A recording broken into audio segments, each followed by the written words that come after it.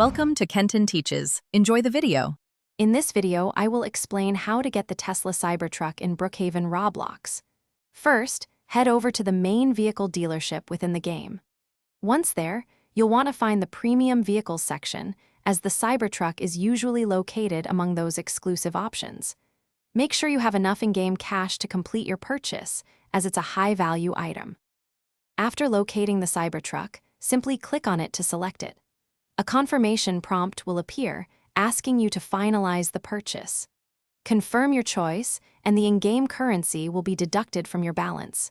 Immediately after, your brand new Cybertruck will be added to your personal garage, ready for you to drive around Brookhaven. Once you own the Cybertruck, you can personalize it.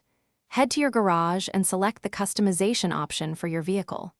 Here, you can change its paint color, add various accessories, and even modify certain visual elements to make it truly unique. Experiment with different looks to match your style and stand out in Brookhaven.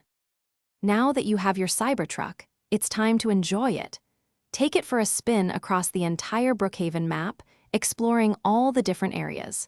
Show off its unique design to your friends and invite them for a ride.